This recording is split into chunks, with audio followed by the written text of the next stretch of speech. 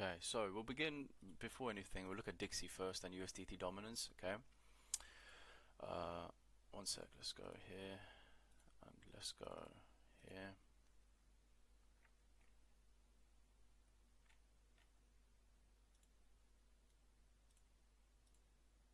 Okay, Dixie never made it down here. We can see the weekly, that weekly closed above, and this weekly, which when it was down here, which when we last looked at it, actually ended up closing back above this key inflection area. Right, so Dixie looks strong.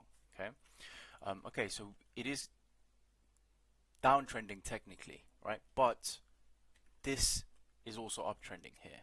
So if Dixie manages to break out here, go for the higher targets, we're probably going to have a deeper pullback on Bitcoin. Okay, so watch what the Dixie does here. We are at resistance, but Dixie's been showing signs of strength ever since they bounced off the bottom of the range, right? We are still range bound, nothing's changed yet. But if you start to flip, right, if you start to flip the true range, right, this black channel over here, flip the top of that, then again what you've done is you've gone to an area where you're above the black range, and then the possibility of a liquidity rate higher becomes much higher, right? So first things first, let's see how Dixie reacts at 105.823, right? If that is flipped, there is still this target up here where the 0.382 is, and the mid of these two supply zones is, right? That's the next target. If you flip that, this is your liquidity rate up here on the Dixie, right? 107.993 Dixie is what you'll be looking for if this ever gets flipped. And that's going to come in turn if, again, 105.823 gets flipped. But for now, Dixie looks good, right? Dixie looks good. Nothing about the Dixie looks bearish currently. This looks like it can melt up higher. And is there any potential harmonics in play? Let's take a look. 1 second. I mean, I suppose you could be saying that there's a W shape in play here.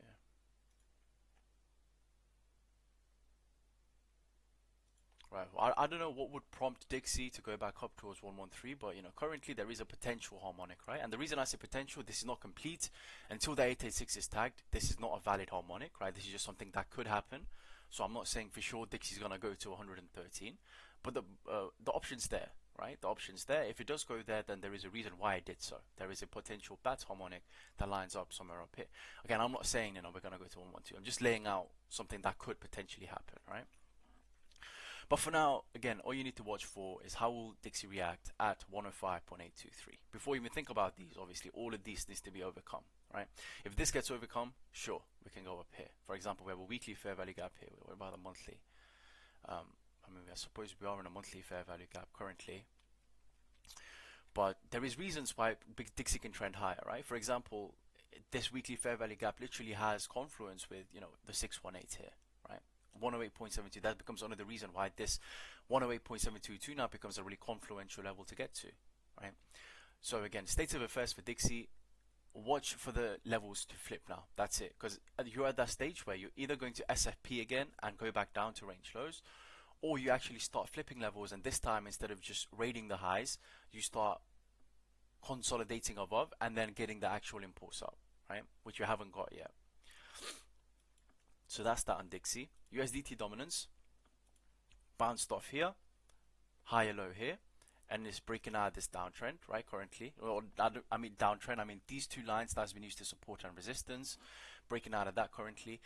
This is going to act as resistance, right? I'm sure some of you aren't aware with my trading style, right? You think this is a lot of fib levels. There's a certain way that I do things here with fibs, right? For now, all you need to know is this over here, 764, 786, and 512. That is the area, right over here. I'll even do this. This is the area you're currently watching for, right? If this gets rejected, if you keep rejecting here, then you know you're going to chop again, you're going to go down, maybe have that push down. If this gets flipped, then I suspect you have a pushback all the way up towards the 414, 382, somewhere up here, right? Somewhere within the supply zone would be your next target to look for a SFP back to the downside. Otherwise, again, I've been saying this for absolute weeks now, more than a month. USDT dominance has been at an area where historically, every time you based here, you have had insane moves up, right? Like every single time. I've been saying this for nearly 2 months now, right? Every time you've been at this area, you've had crazy moves up. So you're not surprised it's doing the same thing here, not breaking down straight away, right? And it's not a surprise that USDT dominance tapping here has coincided so perfectly with Bitcoin hitting all-time highs, right? For Bitcoin to go into price discovery to the upside, USDT dominance is going to have to break down from this absolutely key area that's been trending through from 2018. Before that, 2018, 2017, right? So that's USDT dominance right over here. Again, like I said, this wasn't at an area where you would take maximal risks, right? This is an area where if you're anticipating rejection, you layer in, right? Otherwise, you don't take maximal risks here, right? Maximal risks are be taken at places like this, like up here, which is why I, risked heavy. Like I said, I've said this a lot, but I risked heavy in September, October, right? That's the whole reason I could blow a $48 account up to 16,000. I took heavy risks. Entire time I was trading up here, every time I saw the lower highs, saw the rejections from the tops, right? When you're at areas like this, most people don't take risks, but that's where you should, right? This is why trap traders is a thing. What most people do, they don't buy when they're in the red, right? You stay away from the market, and as things go green, you start sliding that leverage meter up. You start increasing your position size because the FOMO starts to kick in more and more. But it's not how you should be doing things. Like, the maximal risks you want are at the lowest areas, right? That's where your maximal risk should be. When something is at these highs, that's where your maximal risk should be, right? As you go lower on USDT dominance, therefore higher on Bitcoin, right? As you go up, that is not when you add, that is when you distribute, right? You de-risk as you go higher and higher and look for compounding opportunities. You don't compound onto buys in the sense that you don't start off, let's say you've got like a 20k account or something, right? And you just do like 2k buys here at the bottom, and after you've had like the 80% impulse up, you're like, oh shit, I should have bought more. You start throwing down 5k, and then under the 5k thinking, oh yeah, this is it, we're going to keep going up. But hardly has that ever worked out for anyone, right? You take risks at the bottom, right? And then if you want to add onto winners, then you do so at higher lows, right? And even those additions for me are not going to be the same position size as it was from the lows, right? No, especially if you've already had 100%, 200%, 20% move up or something like that, right? So maximal risks taken here. That's why you just don't take many risks here, right? Like, I gave a shit ton of calls here. I've not given many here, right? And I've been entering majority spot here as well for a reason. I gave a ton of leverage calls here as well. This is where risk should have been upped, right? Not here. So this is USDT dominance, right? For now, obviously, this is still below resistance. There's still a chance it can reject, right? It's still a chance it can reject. You can see historically that's an area where you've had major rejections before. If you go and flip this, and more importantly, this is the level I'm watching for, right? If you ever go and flip this back into support, this blue box right over here, right? If you ever go and flip this back into support, which currently pairs up as a supply zone as well, right? Let's do that, and I will get rid of the red box for now, actually. If you ever go and flip this back into support, right, then you have only one thing then to watch for, which is this. If not, then you're going to go back up towards here, right? Because this used to be a bullish order block, okay? This used to be a weekly bullish order block. For those that don't know what that is, basically this used to be a weekly liquidity pocket, and that liquidity pocket would have been areas where you would expect buyers to step in, right? Hence the name bullish order block. You would have expected buyers to step in at this liquidity pocket, which is why you see us come down here, consolidate, have a spike up before breaking down, right? This breakdown suggests that an area that was once an area that buyers should have controlled was taken over by the sellers, right? Bears took control of from an area that should have been bullish. So if you ever now go to that area, right, you're looking for two scenarios. One, you're looking for that rejection, right? Because that rejection will confirm what was once an area of buyers has indeed turned into an area of sellers, right? In which case you have reason to expect more downside, which in turn will give you that upside on Bitcoin, right? Or the second thing is, if you go and ever reclaim this area, then you're saying an area that was once an area full of buyers, right? Area that was an area where buyers were in control, that sellers took. That control has been taken back by the buyers. That is a bullish thesis. That is a bullish flip you see right in front of your eyes. This would then target up higher, right? So the only reason I've got this down here is because you could argue true range is down here, right? You can see loads of support and resistance over here. There could be an argument to be made that this actually here, with the 3-4 and the 1-1-3-1-4 is the true range. Which is the only reason I put this down here. So think of this as the ultimate liquidity grab. If you flip this you do need to flip this as well. But if you flip this, then you're saying, okay, well, most likely you're going to go back towards 8.14%, right? So if this were to happen, Bitcoin's hitting much lower prices, right? So that's why I'm not saying this is going to happen. I'm just putting scenarios in front of you. Look, the first thing we need to do is flip this white box, right? This orange box, and then we can talk about this, okay? If this isn't flipped and you just SFP again, then you're just going to go back lower and Bitcoin's just going to go higher. So that's why just level by level. Have your key levels marked, just see how price reacts there, okay? Reduce the noise on your chart. Just know where your key levels are, whether it's through zones, whether it's through lines, whatever, and just wait to get to those key levels so that you actually know you're reading significant price action and not just fluff on the screen, okay?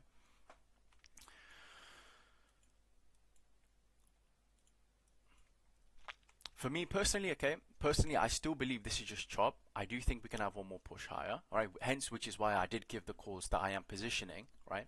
But obviously, I also said watch for the chop, right? We could have months of consolidation before we go up, hence the layering in rather than going all in. If I just gone all in into all my plays like I normally do, right? Maybe with even just 1 or 2 DCAs, I would have been stopped out by now, right? This is why you need to know how to manage your risk and how to enter, how to exit, what phase of the market you're in, all of these, right? Before you even begin to hit that buy sell button, all of these are things you need to know, okay? There's so much more that comes to trading than just, oh, I'm a support, oh, I'm at resistance. There's more to it than that, okay? If you want to do it properly, well informed, there's more to it than that. Which stage of the market are we currently in? Am I in a risk on or a risk off environment? There's so much things you need to consider. Okay, let me quickly check back to the chat and we can carry on.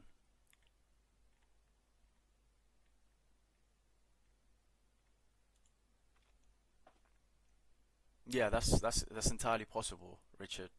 I like that idea. Yeah, I've been saying dominance to 60-62%. I'd love. Yeah, it's really sad to see people get absolutely wrecked on leverage. Yeah.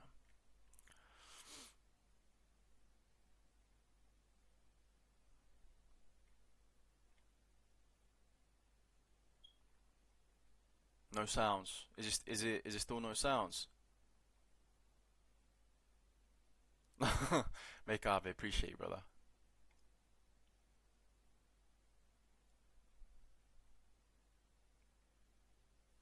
Ape, I'll take a look at that in a bit, bro.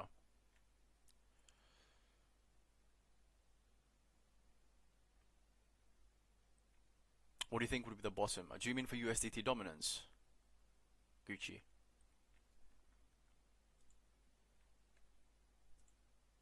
BTC. Oh, we'll take a look at that in a minute. Okay, USDT dominance. Okay, what else? Let's look at Bitcoin dominance. This is the reason your alts are dying. Look, green candles. Still uptrending. My target for Bitcoin dominance, for now, main target's right over here, right? Why is that? Because, one sec, let me see why I put that down there. Weekly, is it the daily? One sec. Yeah, that must be it, because this is a demand zone, right? Okay, so, this right here, okay? This right here, again, for those of you that don't know, this is a liquidity pocket. This is a textbook version of a demand zone. Okay, demand zone again is areas where you expect buyers to step in traditionally, right? Expect an area where you basically expect bids to come into the upside. What did we do here again? Right, we lost said area and then we crashed down, right? Well, this is you know what normally happens, right, with Bitcoin dominance. Dominance goes up, and then you get your big pullbacks on the dominances, which is typically when you get your alt season, right? This is typically when you get your alt season. You want to see the red candles on dominance for your alt season. But again, for the same reasons as why I mentioned before, an area, right? This is a demand zone, an area where you're expecting buyers to step in, right? An area basically where you're expecting huge support, right? You lost that area. Now you're going back to recheck that area. Again, if you reject here now, you've confirmed this loss to be successful. You've confirmed an area of buyers, area where demand comes in, right? Hence the name demand zone. Area where there's bids to the upside has been converted to an area, right, where the sellers are in control, right? I.e. huge resistance, expecting orders to the downside, right? Hence the name supply zone. This would go from a demand zone to a supply zone, right? So I'm looking at this area here, right? So I'm looking at, 58.41%, 59.83%, right? If you can flip this, you do have the liquidity rate at 62.11%, which lines up quite nicely with the golden pocket level you had down. 0.618 to 0.66, Richard. But 62.11% for now. I'm expecting this to be the ultimate top, right? For now, this is where I'm expecting the liquidity rates to happen to, right? And then from here we push back down on dominance, and then Bitcoin tops out somewhere around here, perhaps, right? Goes to 100k plus target, and then it tops out. But I'm not saying that's going to happen in the next candle, right? No one can tell you with confidence is how many candles it's going to happen in, but that is my target, right? That is my target. We have the value area high of the whole range, right? Again, this is the fixed range volume profile. This is giving me the, for the settings that I've selected, this is giving me the value area range, value area for the range that I've selected, right? The range I've selected is just a macro, right? All the way from the left, all the way to the right. The whole data, that's the range I've selected. Therefore, this is the value area high, right? This is the value area high. For me, I've got my own settings, so this is representing, between the blue lines is representing 68%, right, of all traded volume. So if you hit the top of this area, you would wait for a flip before you decide if this is going to be bullish or not, right? Otherwise, you are now at major resistance. What you're saying is, for the range we're in, you are at a premium, right? No one wants to buy premium. Well, I say no one wants to buy premium. Many people do, but you don't want to buy premium, right? You don't want to buy a premium. You want to buy a discount, right? And discount happened when we were down here, consolidating ranging, right? This was discount down here. But we're literally using the, the 68% bottom, 95% bottom, 98% bottom, 99% bottom as support, right over here. That's when the discount was. This now you're approaching a premium territories, right? And anyone with half a brain is not going to be buying a premium unless you get a flip again, breakout retest, right? Get the confirmation of the value area high, okay? Get a confirmation of that. So Bitcoin dominance still going up, right? Again, this is the reason why alts are dying, right? For those of you that don't know how Bitcoin dominance works, right? You do not want to be in alts when Bitcoin dominance is rising up, right? Or when Bitcoin dominance is a support. You want to be traditionally in Bitcoin, okay? And my biggest leverage plays right now are just Bitcoin, okay? It's just Bitcoin. Every day I wake up and I long like 0.25 worth of Bitcoin, I just long, right? It's that, just long. You want to be in Bitcoin when things are going up, right? And you want to be in alts when Bitcoin dominance is at resistance, right? That's when you want to be in alts, right?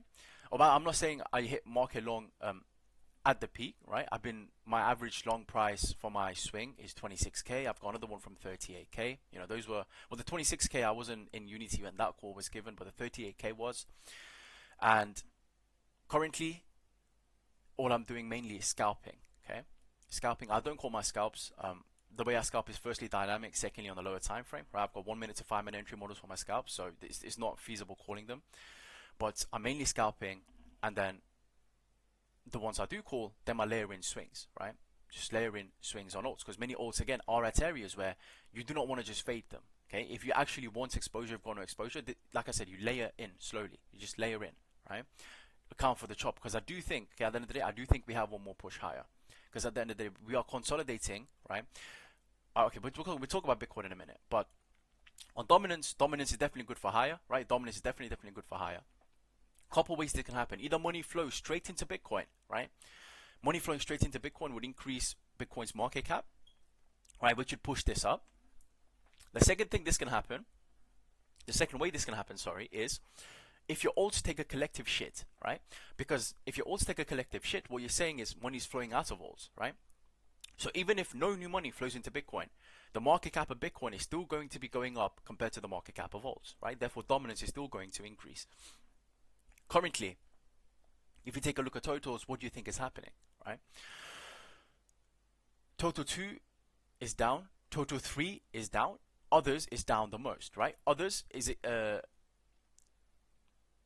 over here, right? Excluding the top 10, right?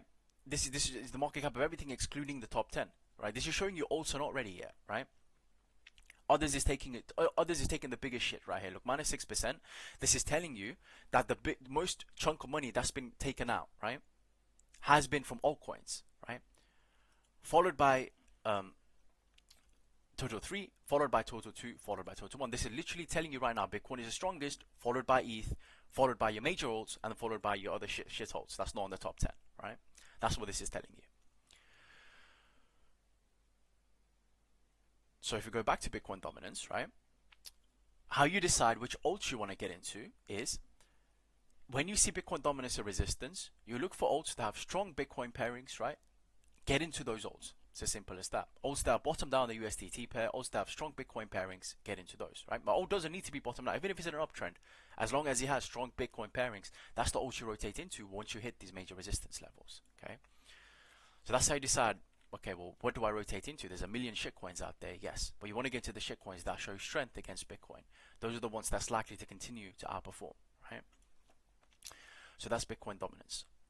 We don't need to look at ETH dominance yet. It's not time. ETH's not taking the lead yet, right? Once it's that part of the cycle where money's flowing into ETH and you can see ETH's taking the lead, it's probably lasts for a month, maybe 2 at max. That's when ETH dominance is going to come into handy. You look at it the same way you do Bitcoin dominance, and at this point in the market, also look at your Ethereum pairings, right? Not just your Bitcoin pairings. Total SFP from the level we've been looking at before, right? Major SFPs happening on the weekly, right? Again, you're still ranging, right? Nothing major is happening. You're still ranging. Well, you know this could bottom here. This could go a bit lower and then go up, right? We don't know. It's still ranging. The major level to lose right now is down here, right? If you lose this 298 to this wick low, that's when you would expect a bit lower prices. But again, what is this? This is a weekly order block. You flipped it to support once, right? So any high low from here on out is just going to confirm that this liquidity that was to the downside has been flipped to the upside. That is bullish, right? That's the whole reason we call this impulse up. So if you get a higher low here now, that's actually looking quite nice. Then you're just looking for a breakout retest. Total 2 looks worse than total 1, but pretty similar, right? Very, very similar. Total 3, again, looks worse than both total 1 and total 2, but you're still within this range, right? You've not hit the liquidity rate we've been talking about, which is down here, right? We put this down a while ago.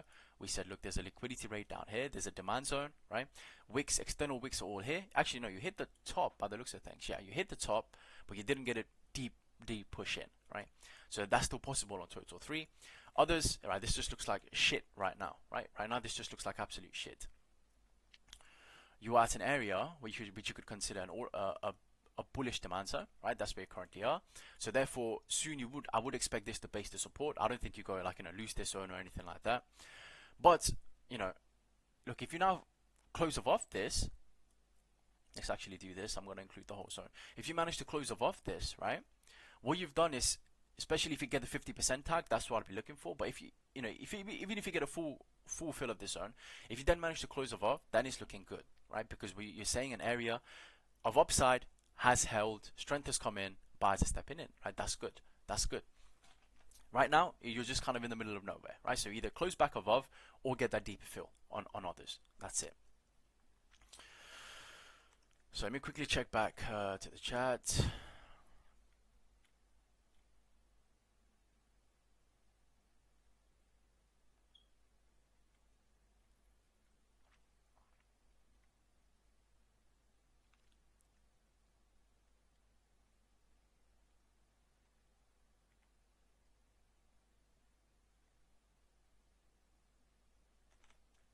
Okay, let's go over an example of a strong versus a weak pairing, right? I'm going to go here and I'm going to go to Polkadot because I know Polkadot has a lot of shitters. We're going to take a look at some coins. Right? Let's take a look at ATA, for example, right? This coin's been around since 2021. This is something people could have literally started trading. Actually, let me just got to notice. Some of these I don't ever look at. Oh, dear. Okay, let's do this for now. One sec. Do kind of body close. To be honest, it's not even at a bad area. But okay, let's take a look at this. Right, let's see if this even has a Bitcoin pairing to begin with. There we go. Right, this has a Bitcoin pairing. This is the Bitcoin pairing for ATA. Right, ATA BTC. Now we'll take a look at some house favorites. Sol BTC. You already have that, right? And then another one to look at is Injective BTC. Right, Inj BTC. Let me add that up. And another one to look at is CAS BTC, right?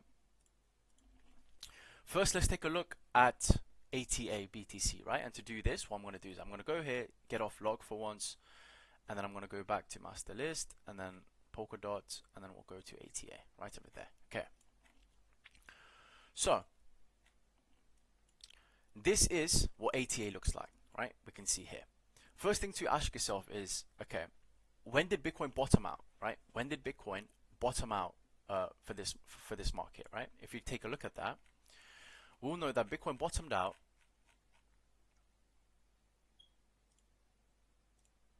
here, right? The bottom of Bitcoin was 21st of November 2022, right? And since then you've had nearly a 4x from the bottom, right? 360 something percent. 376% exactly. So the bottom was 21st of November 2022, right? That's the important date we need to know. And the reason I'm asking is because if you are taking a gamble, right, on buying shitcoins over Bitcoin, especially when Bitcoin is at levels like this, right, you damn well want to make sure you at least outperform Bitcoin, because otherwise you've taken that risk for no reason, right? You've taken that risk for no reason at all. If you had bought ATA instead of Bitcoin, right, when Bitcoin bottomed out again, when was that? 21st. Again, just to confirm the date, 21st of November 2022. If you had bought ATA, right? October, November, right? 21st of November 2022. This low right here, right? This is when Bitcoin bottomed out. 21st of November 2022, right? If you had bought this when Bitcoin bottomed out, right, you would not have outperformed Bitcoin whatsoever, right? Whatsoever. Look, at the peak, you got a 228.29% return. This is at the peak of the move. You would have made more money literally just buying Bitcoin at the end of 2022 and just holding till the start of this year, right? You'd have outtraded anyone that got into ATA.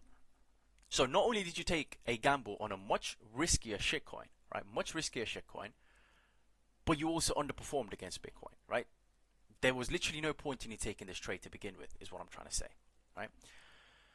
Now, if we compare the ATA chart to ATA BTC, right? That's what we're going to do. Let's scroll down. I'm going to take a look at ATA BTC. There is nothing about this particular Bitcoin pairing that screams, oh yeah, I want some of that action, right? Absolutely nothing at all. 21st of November 2022. All right, let's take a look. Right here. You were right over here on 21st of November 2022, right? You had a demand zone below you, sure, right? Right over here, you had a demand zone below you. But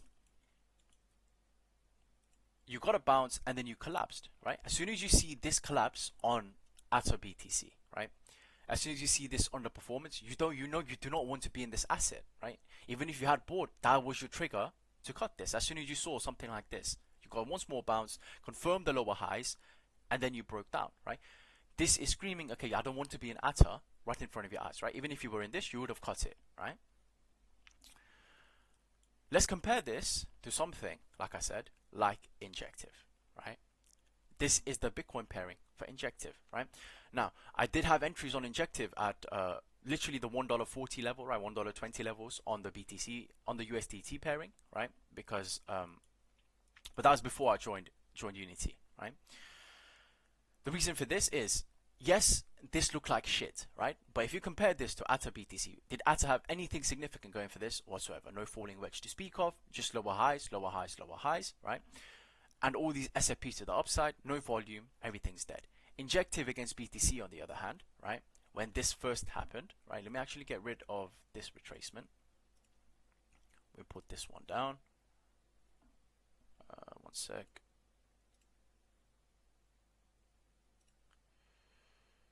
Injective against Bitcoin, right? Huge falling wedge, right? Very, very big falling wedge here. And actually, I would need to make this a bit tighter. There you go. Yeah. Huge falling wedge. You hit the 94% retrace, and then you started to base, right?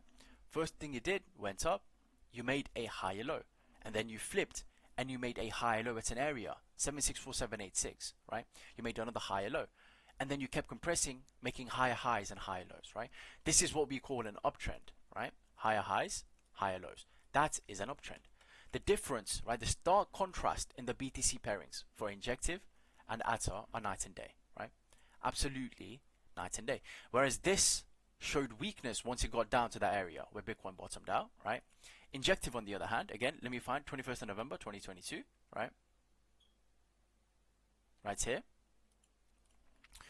After Bitcoin bottomed out, right, Injective made a higher low, right, and then carried on its day, which is why I was in Injective, right? Because the Bitcoin pairing here is strong, right? Massive compression, consolidation structure, and a falling wedge. You've hit key levels, right? You've hit absolute key levels. This is not something you fade, right? You take risks when something comes out of such a huge level and is starting to put in higher lows, right? You took out the previous swing highs, some of the previous swing highs right over here, right? And then you put a higher low in, right? You respected liquidity pockets, another important thing right over here. Look, you respected liquidity pockets, right? You had a bullish order block on the weekly, you respected it. So this is an old pairing now, right? Which is in an uptrend. You would be saying to yourself every time, okay, if Bitcoin dominance hits resistance, I'm going to rotate into inch because this is outperforming Bitcoin. Inch against Bitcoin is uptrending, right? Injective is outperforming Bitcoin. Same thing with something like CAS, right? When CAS came out, this is as far as it goes on Coindesk, it's the only one I can find, but even as we speak right now, right? Let me do this right over here. Even as we speak right now, we can see how much of an uptrend CAS against BTC actually is in, right? Just take a look at this. Low, higher low, spike up, higher low, right? This is still a macro higher low compared to these ones. What you did here, you filled again a weekly order block, right? You filled a weekly order block, placed it as support, and you're going back up, right? Right now you're at the golden pocket, right? Right over here, you can see that. And you're bouncing off the golden pocket. This is again a BTC pairing that is strong, right? You're making higher lows and higher lows and higher lows. Not like ATA, not like this, which is in the price, it's not in price discovery to the downside yet, right? But you're literally one stop away from being so, right? You're literally back at where it started in 2021, right? Just to hammer the point home, let's look at Sol against BTC as well. Look, Sol against BTC, macro bat. Look at this. This was the cleanest bat you could find, right? Huge bat right over here in Sol BTC, right? M shape, 0.484, 0.836, 1.995, 0.886. You had a macro bat lining up where? At a weekly demand zone, right? This is a weekly demand zone. This is where the bat completed, right? You full on went, you liquidity rated weekly demand zone, 87886 macro fib retracement was hit, and then you started to compress, right? You compressed, double bottom, right, for Solana. Where's 21st of November 2022? Right over here, right? This is when Bitcoin bottomed out. This is when you completed your macro bat. After you complete your macro bat, it's just a matter of waiting for confirmation that the strength is there. Look, you got your reaction up, indicating that people are interested. Therefore, you've confirmed this harmonic, right? You've come down, right? You've made a double bottom at the 11413 extension, right? And you've held, right? And then you've gone up, higher low. You've reclaimed the low this made when Bitcoin made its bottom, right? This is when you know, okay, I should probably pay attention to Sol. You've in a weekly demand zone, so you're expecting a reaction at some point. You've hit a macro harmonic. You've hit important fib levels. You've made double bottom structures. You've reclaimed important levels, right? This breakout happened. You flipped this as well, which used to be a weekly bearish order block right over here. Look, what did you do? Breakout, retest. You flipped this into support, right? You flipped this into support. So the signs were there, right? The signs were there screaming that Sol's going to go up, right? My Sol spot bags is from $10 average, right? I started buying that shit as low as 8, right? And that's because I was into the NFT scene as well. But more than that, Sol looked good, right? You know, it was max FOD, right? Neil says this in the stream as well. It was max FOD. SFP is going to come and take your coins. It was max FOD. Sentiment was so bad. That's when you buy, right? That's when you buy. Look, all these key areas, right? You flipped bearish liquidity pockets into bullishness, breakout, successfully retested the breakout, successfully flipped the 0.94. After that, it's just up, right? It's just up. And now, this is a BTC chart, which clearly tells you Sol is outperforming Bitcoin, right? Not in this consolidation phase. You'd been better off if you just held Bitcoins and sold a range lows, sold it a range high, sure. But on a whole, Sol has outperformed Bitcoin, right? And there is no reason to believe it's going to change. There is absolutely no reason to believe it's going to change, right? Once the market picks back up, Sol is going to be one of the coins that's going to catch bits again. Just because that's what's been happening in the market so far. People aren't just going to suddenly look at this and be like, oh yeah, you know what, I'm not fucking interested, I'm going to go and buy ATA. Right? No market maker is going to come here and say, oh, I'm going to rotate all my Sol profits into ATA now. Right? It's not going to happen. So these are examples of strong Bitcoin pairings, okay? like Bitcoin pairings that are strong versus weak, and how you use them to base plays, right? When you see structures like this that are indicative of a reversal, right? Compression, reversal, strength, buyers holding up, you don't just fade it after a macro M shape at a weekly order block. The confluences are there, right? Macro fib retracements, macro fib extensions, everything's being hit, right? So hopefully this answered your question, Blue Bro, for you know, strong versus weak pairings. Okay, so let's actually move on to looking at Bitcoin, right? I'm sure that's what everyone wants to look at. So let's move this back into log. This is linear. This is my log chart here. Okay, and put this to Bitcoin. 1 hour auto. Right, here we go. So for the people that were asking about the PO3 structure, this is currently what I was seeing on Bitcoin, right? On Bitcoin, I was seeing that, okay, well, if you look at this on the 4 hours, right? Actually, let me turn my fibs off for people who don't know how it works. You're just going to get confused. There we go. What we have over here, let me go on the 12 hours, 6 hours, 8 hours, 6 hours is nice. Okay, look, consolidation within a range, right? This is your current all-time highs, right over here in the red box. Consolidation within a range, and then you have your breakdown, right? So this is your A, this is your M, this currently is your D, right? This big red box here stands for accumulation, manipulation, distribution, AMD model, or PO3, for those who like to call it that instead. The reason this is valid, right, for me is because what most people get wrong, they just throw random boxes down and start calling it AMDs, right? Your manipulation needs a reason to be a manipulation. In this case, if you go on to the 4 hours, you will notice our manipulation based at a 4-hour demand zone, right? You have a liquidity pocket. This manipulation had a draw on liquidity, right? That's the important thing. You can't just have random boxes on your chart and say, oh yeah, this is an AMD model. Many people do this, right? You need a logical reason why your manipulation box went to the area it did, right? And the most logical levels you can think of is liquidity rates or liquidity pockets. In this case, like I said, 4-hour demand zone, that's what you had here, right? This is where your manipulation went to, again, higher low, and then here we came and you reclaimed the levels here, right? You reclaimed the low of your accumulation box, and then now you're compressing again, right? You're going back up. What are you doing now here currently, right? Again, what do you have?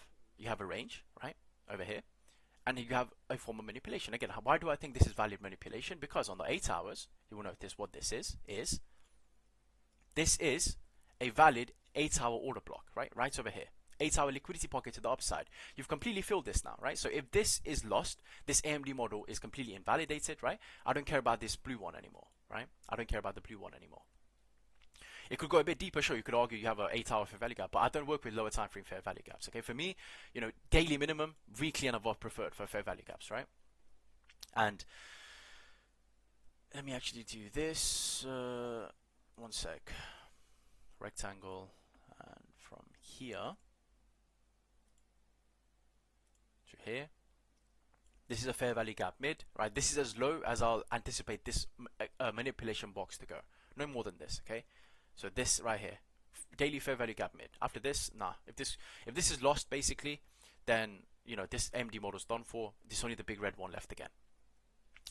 But if this holds, right, and again we've not lost, we're getting big SFPs of this lows, right? You've raided this low here, right, and you're getting big SFPs off it. You can see that on the hourly, right? If it were to now, for example, go up and firstly reclaim the mid, that's the first thing you're looking for, right? Go up and obviously reclaim this mid of this zone. If you do that, then you're looking for the break back into this range low here, right? Let me just zoom out a bit so I can close it back in. Just over here. And the reason I've not used this again, right? I've not selected these down here on the 1 hour as the lows. I've selected this is because I'm going with the overall range, right? Look, where's the lowest candle body close on the 4 hours? That's what I'm going with. Not how low have we wicked. So this is the blue box, right, which is currently acting as the manipulation, right? You had a draw on liquidity that was valid. So if this holds and you get this reclaim, then your first major target as usual, is going to be all-time highs. Okay, that's going to be your first major target. That's your main draw on liquidity, right? You can what is these lower highs telling you? At the end of the day, these lower highs are telling you there is shorts building here. Where do you think these shorts are going to have their stops, right? Their stops are going to be above previous all-time highs. There is a draw on liquidity. I didn't even look at any heat maps, book maps to know there's a draw on liquidity above this, right? Anyone who took a short here, and I've got a hedge running from 72,700 as well, right? I think no, 72,900. Just as we lost this mid, basically, I've got one, right? 72,900ish. I've got a hedge running. I've got my stops above. Well, currently it's a break even, but if I hadn't taken any profits, it would have been above this all-time high, right? There's going to be a lot of people who are trying to swing this to the downside, right? They're going to have stops above previous all-time highs currently. That's the logical place. So there is a reason to have a draw on liquidity at least to this mid, in my opinion, right? Towards this mid. After that, all these targets again are based on the fibs I just turned off, right? But somewhere up here, right? If the whole thing were to play out, if we were to get one more impulse up. But this is a valid accumulation and currently a valid manipulation level as well. We can go a bit deeper on this. It will still be valid. Again, I said we have a daily fair value gap, right? It will still be a valid model. So now it's just a matter of waiting to see, okay, do we go and do we reclaim this level, right? If you go and reclaim, I'll be scalping heavy longs again, right? Just open a couple BTC, a long worth couple BTCs, tight stops, just trade it on the lower time frame, and then just grind it higher, right? But until that happens right now, we just wait to see, right? Do we base here? Do we close? Do we flip the mid? So on and so forth. But these are currently valid AMD models. Okay. Someone asked about this. So who was asking about the AMD? Jesse, yeah. Jesse was asking. This is valid AMD models currently going on Bitcoin. Just wait for the flip and then you can go higher, right? Just wait for the flip and you can go higher. I mean, your main draw on liquidity is down over here, right? But I don't know if you get this, just because I know everyone is waiting for this, right? Everyone's waiting for 50, 52k Bitcoin, right? If everyone's waiting for it, do you really think you get it? You either front run the hell out of this, which in my opinion you've already done over here, or you get a much deeper pullback than you thought, right? They're not going to be so nice as they give you a perfect bid field on 3-day demand zone and then send it up, right? That's a fantasy scenario. So for now, I'm going with the front run theory, like you front run it to a valid demand zone of the more lower time frame people might not have been paying attention to, right? So again, now we just wait, right? We just wait. But I do think, this is at the end of the day, right? This is Bitcoin, right? At the end of the day, if we go to linear for Bitcoin real quick, right, and we take a look at BTC USD, right? And then let me turn these off, and let me turn these off as well. Over here, you are still holding, right? Look what you are holding. You are still holding 64,898.56, right? This is a key level, right? Even if you were to change it up slightly, right? Even if you were to change this, wait, hang on. If you were to change this up slightly, it's the same thing anyway. Never mind. I thought I had slightly different levels. We know this is a key level, is what I'm trying to say, right? We know this is a key level. Look, how do we know this is a key level? Because, right? This is the area where you have your lower high, right? This was your first peak, 1st of April 2021, bull market peak. This was your first peak, right? And then these are your second peaks right over here, right? You are consolidating still at an area. Look, on the monthly, you have 12 days left, but on the monthly, you are still holding that low, right? As long as this is held, there is no reason to be bearish. There is absolutely no reason to be bearish as long as this is held, right? Do zoom out and put that into perspective. Look where you are compressing at and you look where you are holding, right? You are holding and trading and compressing and consolidating within the area before where sellers could not be active whatsoever, right? Sellers could not be active here. Buyers could not be active here whatsoever in the past, right? We know this, bro. You just got to look. You just got to look at the weekly candles. Look, what did the weekly tell you, right? The weekly tells you, look, SFP, try to close up, fail the retest, right? Anything higher than the weekly tells you the proper story. SFP. Buyers cannot, or / buyers could not hold this area in the past, but now sellers are struggling to close price below. Prices that were closed below got bought back up straight away, right? Another thing I mentioned was, I also mentioned in my channel, look, you want 2-week closes above 68,997. I mentioned this like a month ago, right? This is the reason I've been mentioning it, right? Because the 2 weeks, in my opinion, is telling the proper story right now. You've got a lot of SFP from the top side on the 2 weeks, but on the 2 weeks, you're still showing strength at these lows here currently. So as long as these holds, I do think all of these become prime target, right? This is literally lower highs followed by lower highs followed by equal highs right over here, right? This is a radar on liquidity. I wouldn't be surprised if it got that impulse up, right? Even if you don't get to the targets I'm hoping for, which is 82k, even if you just get to 75, 77k, still a raid on liquidity, right? And you still don't want to be short when that happens. Do you know what I'm saying? So this is a valid raid on liquidity on Bitcoin here currently, right? Look at these. These are way too nice for people to just ignore. Look, high followed by another lower high followed by equal highs. This is, bro. People are short. They have their stops above. This is literally what this is telling you, right? It's gonna get raided at some point, right? It's gonna get. They're not gonna give you such nice shorts here. It's gonna get raided at some point, in my opinion. But we'll see. I might be wrong. We might just nuke to 44k tomorrow, right? Who knows? But speaking logically, right? We're building at an area where, again, in the past, you've not been able to even touch for an elongated period of time. Now, sellers are struggling, right? That should be clear as day why this is bullish. You're basing here, right? You're basing, you've had your shakeouts. You might get some more shakeouts, sure, you might get some more shakeouts, but at the end of the day, you are basing here currently, okay? At the area. It's an important thing to watch. Look at the area we're basing it. For the people that were scared by all the fibs I had on, right? This is not for higher time frame. This is for when I scalp. Again, there'll be some people in the stream who knows how this works. Many people won't. I'm not going to go into explaining how this works, but this is for when I scalp. You are at, again, you're holding key fib levels, right? You can see that. So that's the fibs. Where's the retracements and the extensions? Bro, come on, man. Where's it gone? Wait. Here it is. I'm stupid. Tracements and then fib extensions. There we go. This is for when I lower time frame scalp. Currently basing weakness here, right, at this big chunk of liquidity, not liquidity, a big chunk of fibs, which is acting as resistance. Flip this, and you get your next leg higher again. You go back towards 66k, basically, right? We've just been ranging. This has been an absolute pleasure to scalp, right? It's just been ranging and ranging and ranging. Just wait for PA to tell you, okay, yeah, we see weakness. If you see weakness, you take a short. If you see strength at a key level, you take a long. And every single one of these lines is a key level, okay? For the lower time frame, anyway. So that is Bitcoin, right? That is my macro perspective on Bitcoin. The reason we're chopping, because you've got to realize, look, Bitcoin is not nuking. Bitcoin isn't doing anything like that, right? You're just seeking and this is literally on like seek and destroy profile, right? It's on seek and destroy mode. Take out longs, take out shorts. That's all Bitcoin's doing right now. But don't lose sight of the bigger picture, which is, where are we doing it? Have we lost key levels? No, we most certainly have not lost key levels, right? Have that perspective in mind. We've not lost key levels yet. If you start losing this again, and I was the first person to tell you, look, if 64k is lost, we're going to hit those deeper retracements, right? And at that time, I literally had this zone drawn down. This is a new updated one. At that time, the ones you'll be familiar with is this, right? We went and completely filled this one, right? And this is something I gave live many times before it happened, right? I'll be the first one to tell you if this is lost yet, we probably go lower again, right? But it's not lost yet. This is not lost yet, okay? As long as this holds, we're going to go higher, okay?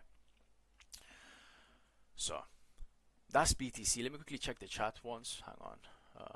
KFAs. I'll put the new ones down for now.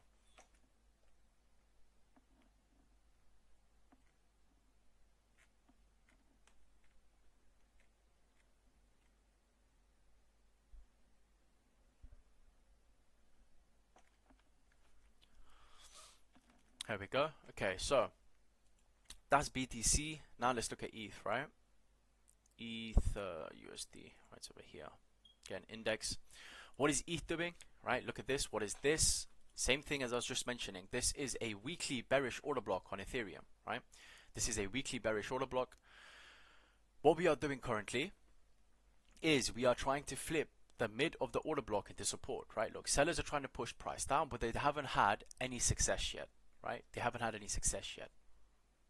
The mid is still holding. Again, what does this tell you? This is a liquidity pocket to the downside, okay? This is a liquidity pocket to the downside. We broke above, right? We broke above. And while we're doing, we're consolidating around that area. But currently, as we speak, we are trying to flip the mid of that into support. Weekly bearish order block, right? Weekly. Higher time frame. This isn't your like lower time frame fluff. This is higher time frame significant area. It's a significant area, right? This is a weekly order block, and you're flipping it to support. If this happens, this is what I call a mitigated liquidity pocket, right? This is a mitigated liquidity pocket. This got mitigated as soon as the mid got taken here. Now, if this flips again, just think about it. This is an area where you're expecting huge sell side liquidity, right? Meaning you're expecting orders to the downside. You're expecting people to place bids for the downside, shorts, right? People to TP, people to, passive sell wars, active sellers. That's what you're looking. That's the type of demographic you're looking to participate in this area. What you did, you broke out, right? And then you broke down, but now you're reclaiming, or you're chopping around this area between the range mid and the key inflection area, right? And then you are reclaiming this weekly order block, meaning this area where you're expecting all of that liquidity to the downside, right, is failing to drop price of ETH below it, right? Meaning buyers are holding the price here, right? Buyers are just wrestling controls.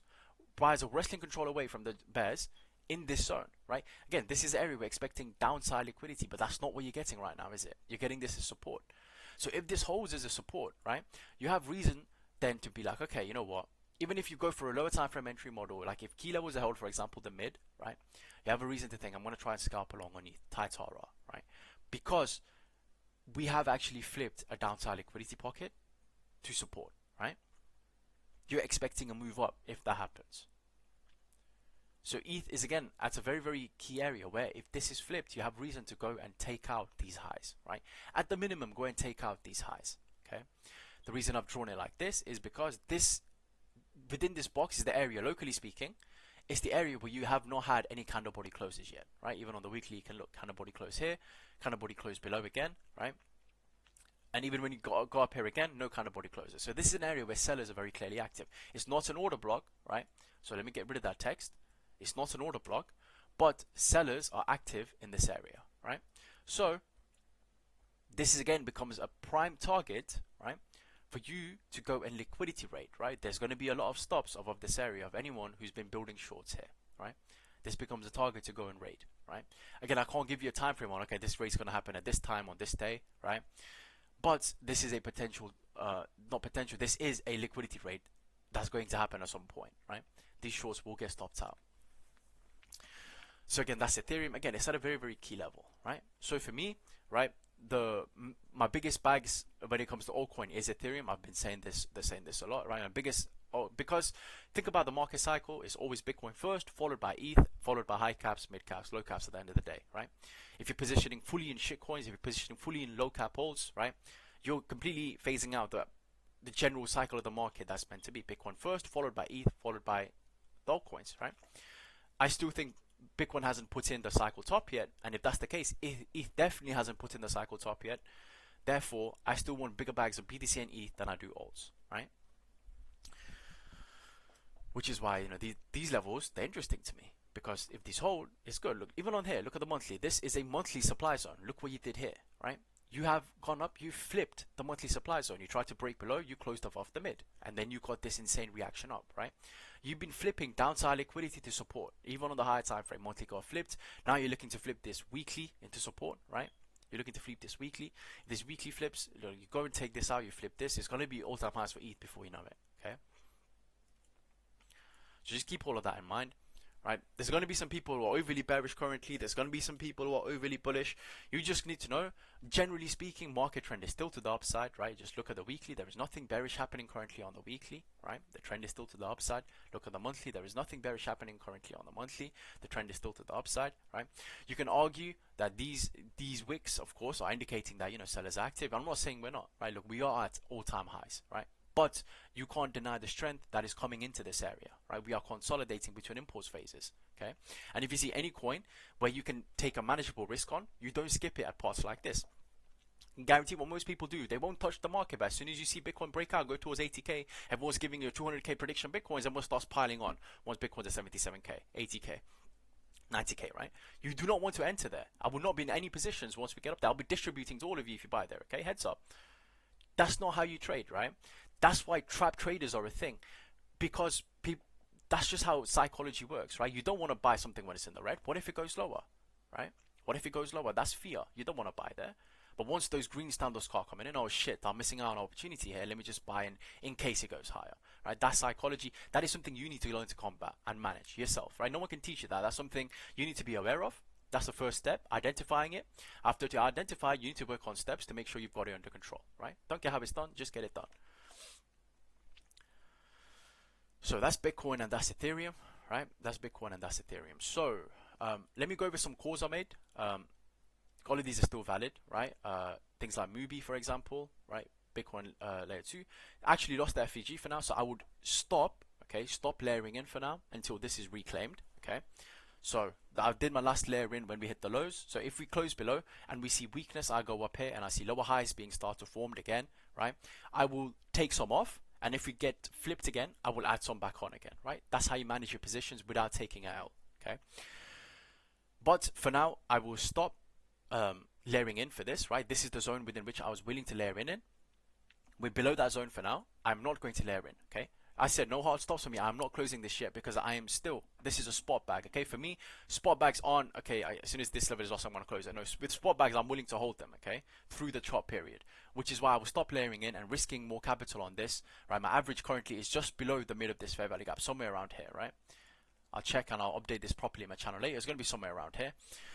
But I will stop layering into this for now, right? Once now you start to see strength coming in and higher lows again, I will continue layering it on again. Or once we get and I see weakness coming into, for example, this is a supply zone right over here, right? Look, this right here is a supply zone. It's a fresh supply zone at that, right here. If I now go and I see this mid being filled and I see weakness, I will take some off of my spot bag, right? If I see weakness, and if this gets flipped again and we close above, I'll just re-add back on. I don't care, right? My average is still going to be lower, right? This is how you manage your risk without taking an L, right? You can play with size, you can manage your risk. All because you're spot. You can't do this with leverage unless, you know, you lower your position size and you're doing slowly over time, right? Mubi, a few others, like there were things like Arbitrum, right? Look, Arbitrum is completely filled that 2-week demand zone, right? Yeah, sure, the 886 is lost, but you have hit the third standard deviation when it comes to volume profile of the entire range, right? You've hit the 3 standard deviations when it comes to the volume profile of the entire range. Let me just wait for the thing to load again, one sec. There. And you're getting insane reaction off of it for now, right? You've tagged the equal lows basically. You rated that. So now if you start to see strength coming in, right? And even if you don't buy here, you start to see levels being reclaimed, right? Levels being reclaimed. That is a level, or that is a reason to go higher, right? One could argue you have an AMD model on ARB, right? Right over here, just like this. Here is your accumulation. Just here. Here is your manipulation, and again, hopefully you can see now why this is a value manipulation. You have a 2-week demand zone that just got filled, right? Here's your manipulation box, right? So even if you're too scared to pull the trigger here, you want something clearer, right? You simply just wait, right? You wait for this low to be reclaimed, right over here, right? You wait for this low to be reclaimed, and then from there, the sky's your target, right? Even if you want to play just to the harmonic to the 8 point, it's at $2.42. You know, it's going to get there at some point, okay? Arbitrum is going to get there at some point. Again, let me get rid of harmonics for people that don't know how I do my fibs. Fib retracement, trimester extension, there you go. Okay. But this is a completely valid AMD model, 2-week demand zone, right? Look at that. Impulse, consolidation, impulse, right? That's a 2-week demand zone. You've completely filled it. This is your potential P of 3 now on up, right? I am going to layer in. Right? Why? Look at the levels. This, bro, you enter right now. Even if you enter spot right fucking now, look at your risk, right? And this, you could not have an easier time managing this. You are 8%, all right, not even 8% to the actual wick low. You are 6.70% away. Even if you were to mark it in on spot, are you telling me you're not willing to take a 6% risk for this upside? If you're not, get the fuck off trading. What are you doing here, right? I will ask you, what are you doing here? Okay. These are the areas where you want to be taking risk, right? If it hits stops, it hits stops, right? Again, I'm not going to have hard stops on this, right? For my Arbitrum spot bag, I'm just going to average in. I'm going to average in. If you lose this level, right, and I see weakness and I see failures to reclaim, I will de-risk. I will never fully close a spot bag. I will de-risk and just layer in again at lower, right? Layer in again lower.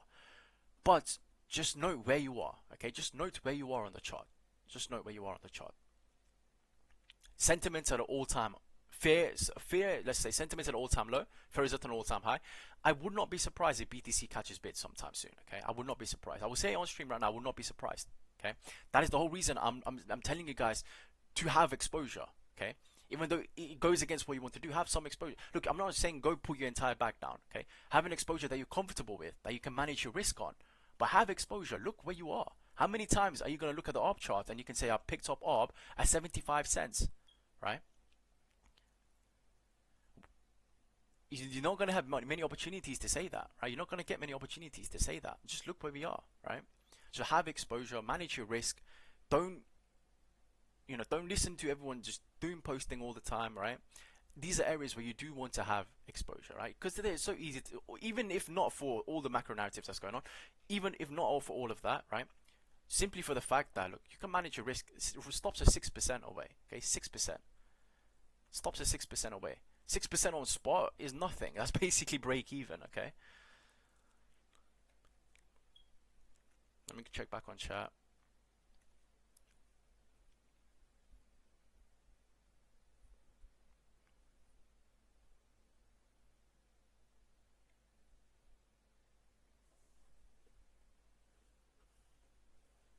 Yeah, exactly, Grassati, bro. A few months ago, no one would have believed it, right? This is what capitulation looks like, guys, right? And then look, if you stopped out, if you got stopped out, if you got liquidated, or if you closed, you were part of the capitulation. And there's no, there's no shame in that, especially if this is your first cycle. But it's what it is at the end of the day, right? You're part of the capitulation.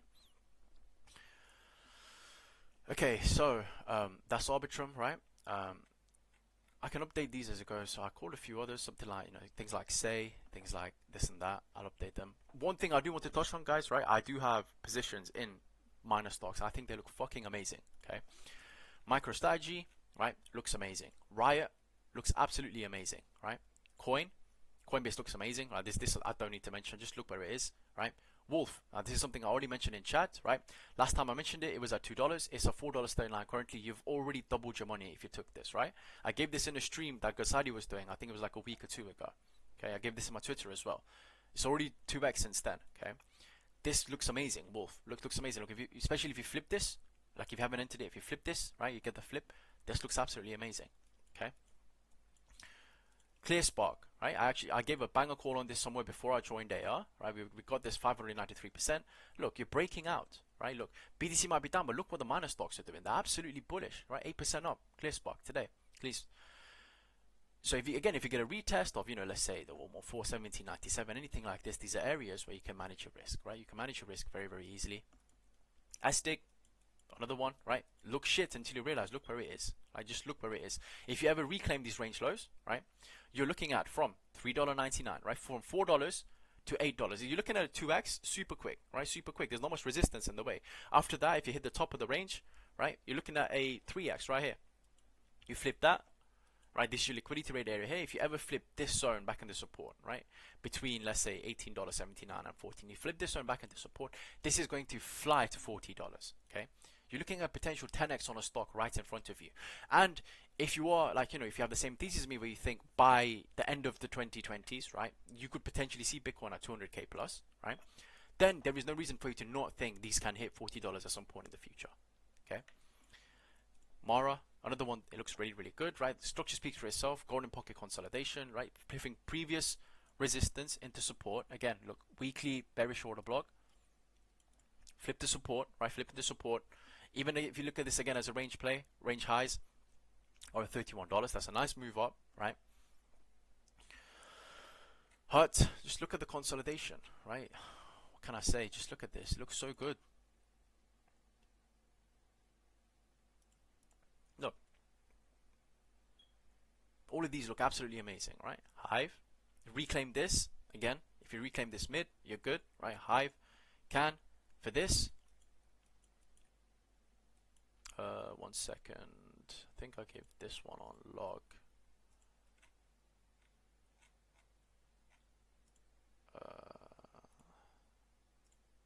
Yeah, there we go. Can, right? Flip the mid. You're good to go higher, right? Look where you are. Weekly bullish divergence. Let me just say it. 1 sec. Weekly. Right over here. I believe this is the weekly bullish divergence. High low on the RSI, lower high on the price, right? Weekly bullish divergence. So if you reclaim this, you'll reclaim an area where there was support before. Your next target is going to be $1.76. If you reclaim that, that's when the magic happens. Okay, $4, let's say, right? After that, $6. After that, $13.50. Right? Look at the price currently. Right? Don't get caught up in the panic of now. Think about the potential rewards of the tomorrow. Right? That's how you do this. Look, there's many opportunities right now. Even if you're not in crypto, minor stocks look absolutely amazing. Right? Agree? Flip this, you're gonna go higher, right? You're gonna go higher if you flip this. And I don't know how many people, if you do stocks here, right? I'll trade anything that'll make me money, whether it be commodities, whether it be forex, whether it be crypto, whether it be stocks. And right now, this is where the money is, right? You can see even with Bitcoin down, with the rest of the market down, 15%, right? 14%, 11%. Hive is up 11%, right? Can is up 19%. Mara is up 2%. Astig is up 4%, right? ClearSpark's up 8%. Wolf is up 11%, right? Riot's up 3%.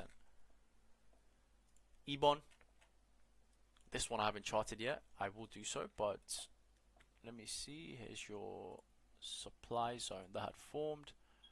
I believe you would have had one flip of this at least, and that would be right. There's your flip. After that, it's just been higher lows after higher lows. We have a order block we are currently in. As long as this holds, you're gonna go back up higher, right? If this is lost, this is what you're looking at again for bids if you wanted to buy this. And then CIFR, like, need I say more? Like, just look since 2022 what it's been doing, man. Higher lows, higher lows, higher lows, higher lows. Someone's been buying this up, right? Look at the low for this thing, bro. It was at 38 cents, and now it's more than a 10x, right? If you flip this, you're gonna go higher, right? If you flip this, you're gonna go higher. Here it is on linear. If you flip this, higher. Your target's right over here, right? $9, something like that. So all of these look absolutely amazing, guys, stocks, right? So if you don't trade stocks, right, obviously don't pay attention to this, but if you do trade stocks, then, you know, these look good. These look really, really good. I think it's too late, you know, it's not, right? Just look, for example, like I was saying, just look where some of these are, right? Just look where these are. Doesn't matter if you didn't enter at $2, right? If you flip this, you're still at the lows, okay? Your B point is still at $18, which is basically like a 4.5x away, right? Your A point is at $27. Your C point top, $44 for Wolf. So to do with the info what you will, right? Do with the info what you will, but you know, it's nice to be what's the word I'm thinking of? Diversified with your trading, right? You need to have a broker account, have a stock account, have a crypto account, you know. Even if you don't do forex commodities, right? You don't need to do those. Just stocks and crypto. You'll get a long way. You saw Pika. Yeah, exactly. Orb looks absolutely amazing for spot buying. So let's look at a couple you guys were looking at. Abe token. Let's take a look at Abe. Let's take a look at Abe.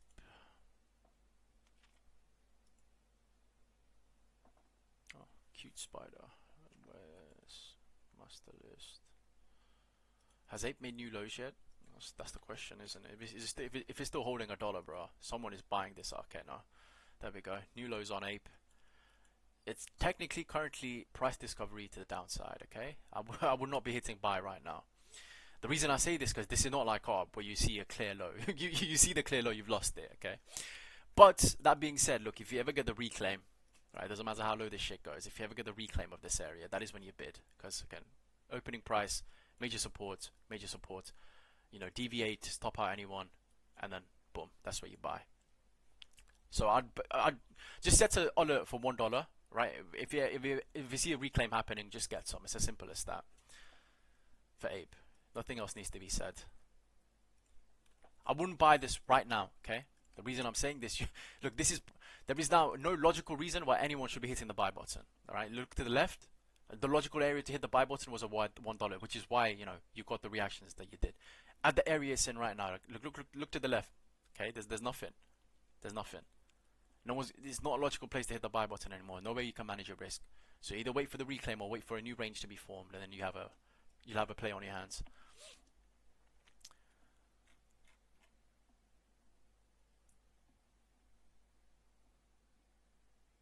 What's up, Ahmad, bro? I'm good. How you doing, man? You're no problem. Let's take a look. So, how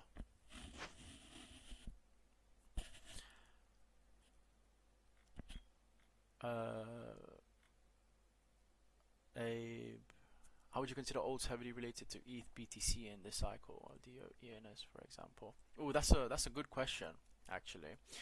This cycle's been a bit weird, right? Firstly, because memes are the ones that's been taking all the liquidity away, right? Memes are the ones that's been taking all the liquidity. We haven't actually seen any major moves on any of the major alts, right? Well, let me retrace that. Any of the major moves and any of the more major alts that are mainstream, right? For example, Sol is an alt, but it's a major alt, right? Solana is a major altcoin. AVAX is a major altcoin. These have had seen good moves, but things like Arbitrum, right? Things like, you know, all these other things that aren't major alts, we haven't really seen any moves on them. But yet, you know, they're the ones that actually have the quote unquote tech, right? So honestly, like, I don't know whether this is one big smoke screen, right? I don't know if this everyone's just in a meme coin, if it's some big orchestrated smoke screen to, you know, just like draw attention away before you get the mother of all pumps, or if it's just the sentiment changing, right? Like people don't care about the tech now; they just want what's funny, what's good, what's memeable, where the money is, basically, right? But I do still think that the relationship will stand, right? At the end of the day, ETH hasn't even seen all-time highs yet, right? While Bitcoin has, right? ETH hasn't seen all-time highs yet. The next ETF that is coming is going to be Ethereum, right? It's going to be Ethereum. So I do think Ethereum will have its time in the limelight, right? And I've mentioned the seasonality before a lot. I've mentioned the seasonality before, absolute ton. But you know, halving year is the halving year is when ETH against BTC tends to outperform, and then post halving years, right? The following years is when ETH against BTC really takes off against Bitcoin, right? So that general relationship, I would hope, still stands, basically. But you know, that's why, you know, if you think he's going to go higher, having some positions on ETH beta plays, LDO, right, Arbitrum, OP, all of these, it's a good idea. It's a good idea, right? Because if a layer one runs, the projects underneath it, the layer twos, they will run as well, right? TVL is increasing at the end of the day. Everything will run underneath the ecosystem. Um, okay, so FTM, yeah, we can look at FTM. Yeah, Brett does look strong, bro. The leading meme on base. So FTM, Sol, Tia. Okay, people keep asking for FTM. Let's take a look at FTM, right? Here on FTM, this would be amazing right here. If we got it, this would be really, really good. If we don't, let's take a look. I do have another chart of this. Where has it gone? 1 second. Is it just straight up this one? 1 sec. FTM USD. What about the index chart? Does it have more data? Yeah, okay. Let's do a fresh one on the index chart once. And there's 4 unity equal V4. Okay.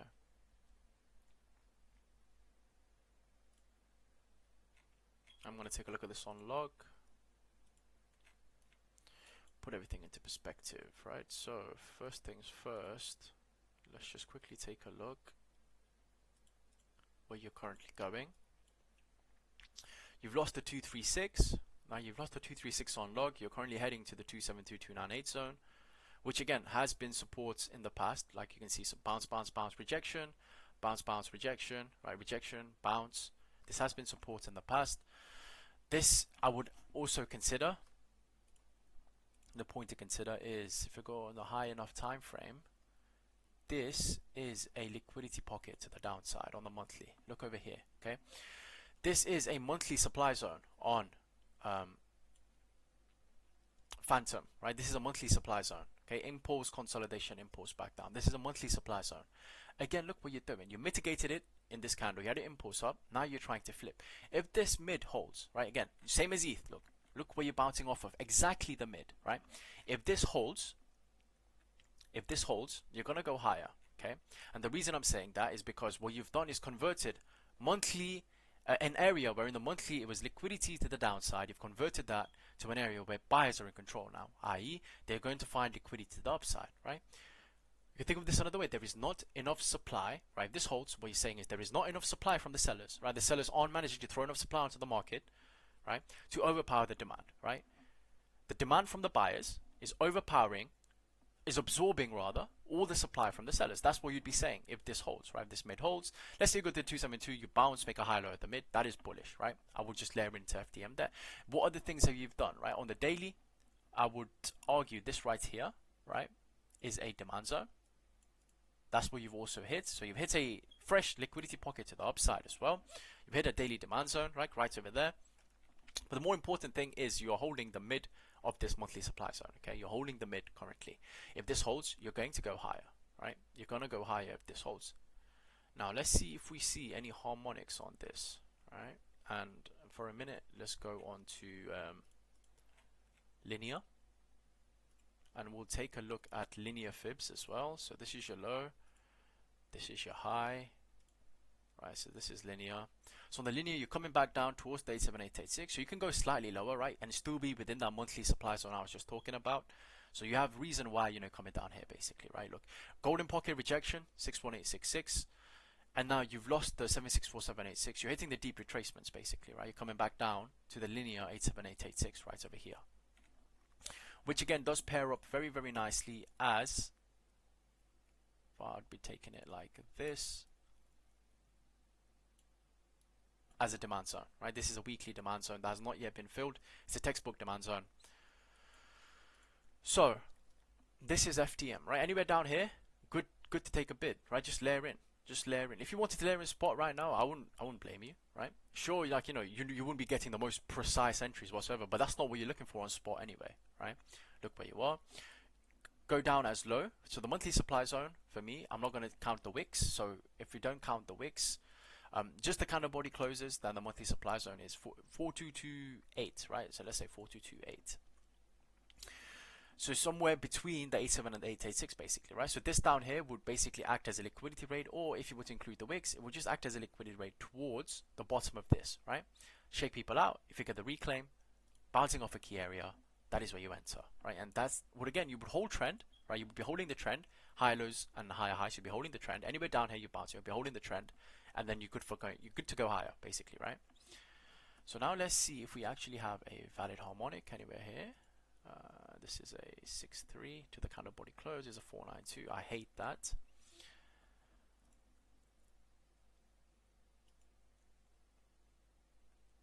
Right over here, look, you have a very valid. Oh,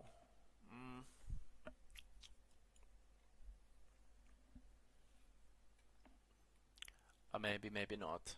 We'll see. We'll see if you get the 786, right? Macro 886, local 786. We'll see if you get it. So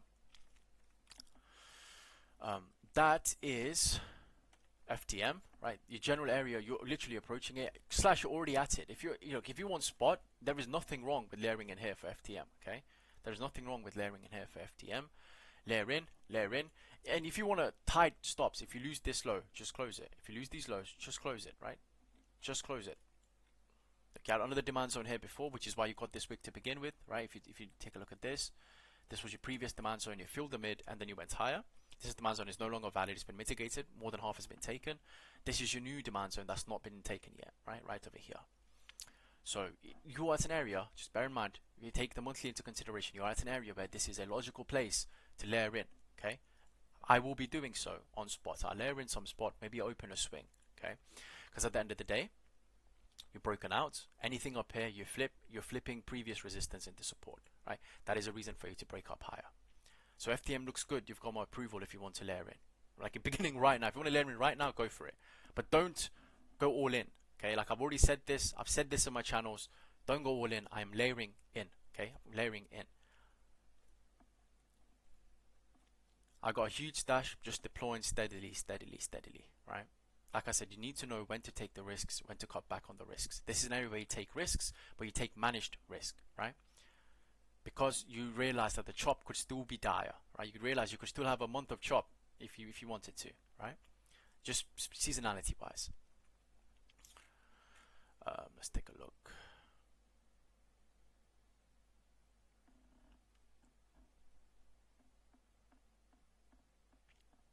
There's about, if you put the B point on the 3-day low to the left of that. Okay, bro. I'll take a look at that. I'll take a look at that in a minute. I'll put it in my put it in my channel. Let's go through some more coins first. Pepe. Yeah, we'll take a look at Pepe. Yeah, that's a very clean bat that Grossardi's just put on, and that has confluence again with the monthly order block. Okay. Yeah, sure. See you later, Ahmad, bro. Thanks for being here. So let's take a look at Pepe first. Where is it? Pepe USDT. Oh, would you look at that? Look, this is the zone we had marked out ages ago, right? Paper just about front run it for now. That's really annoying. That means my bids haven't been filled. Get rid of this. Get rid of this one. Again, what is this? This is a daily order block, right? Daily order block to the upside. It's also the 11413 liquidity raid. So you're just about front running. That's really annoying. One sec. Yeah, that's peak. Fuck you, gate. So this is a very nice area for Pepe again. Why? Because again, previous all-time highs is right over here, right? You also have a demand zone on a higher time frame. If you go to the 3-day or even the 2-day, rather, that'd be the nicest, right? You have a 2-day order block you filled. Here, that's a better one. You have filled a 2-day order block, right? Pepe, if you want to layer in now, you just put your stop loss somewhere below this area, right? Like you could have one more push lower because you do have another liquidity pocket right over here. But that depends on what Bitcoin will do. Is Bitcoin going to go back up from here, or is it going to gonna go down some more, basically, right? But it's that scenario, look, where this I consider liquidity rates to the zero, to the extremes, basically. So the 11413 liquidity rate to the zero, right? You've hit such an area and you're bouncing off it. You're holding the golden pocket extension right over here, 66618, right? Pepe, if you wanted to layer in, you've got an area to do so, right? This is the area I'd be willing to risk if I wanted to add some more spot Pepe. If you start getting closes below this, I would cut, okay? And just try for the range lows again, or wait for reclaims of the level. But I mean, at the end of the day, Pepe does look good, right? So you basically front ran the golden pocket on the extension.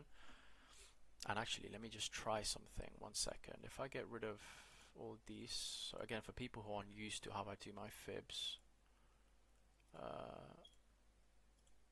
let's see what you hit. So you cut above the 1, and therefore I'm looking for an extension. I'm not looking for inverse. I'm looking for an extension. So from peak to low. Where did you top out? You topped out at 88687, right? So basically you had your deep extension. You had a deep value extension. That's where you topped out, right? So here 1.886, 1.87. Bounced again at the golden pocket, right? Lower high, the liquidity rate of the upper golden pocket, 702,707, and then you went that back down. Held the 11314 liquidity rate of the 1 as support. Lower high again at the liquidity rate of the 38234 golden pocket before you collapse back down, right? And currently now you've hit the liquidity rate of the 1 to the downside. So yeah, this looks good. Right, Pepe looks it's an area where you can manage, right? It's an area where you can manage. If you want to be patient and you want to try your luck for even better entries, you could try and wait to see if you get a deeper pullback and maybe an entry between the 764, 786 here, right? Somewhere down here. But if not, like if you're willing to layer in, right, and this is a range you're willing to work with, this is the area where you'd be okay with buying this, basically. The upper half of this range before you go back up.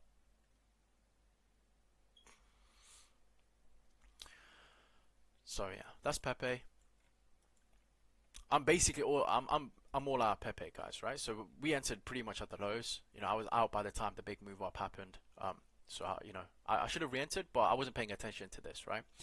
For whatever reason, I don't know if I was away or what. I wasn't paying attention. So when this flip happened, I had no entries. So it's what it is.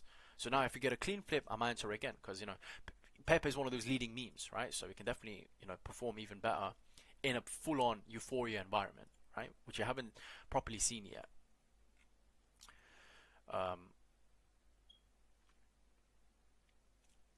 So yeah, thanks Kurt, bro. Pepe, Audi and Near. Let's take a look at Audi. That's something I'm layering into.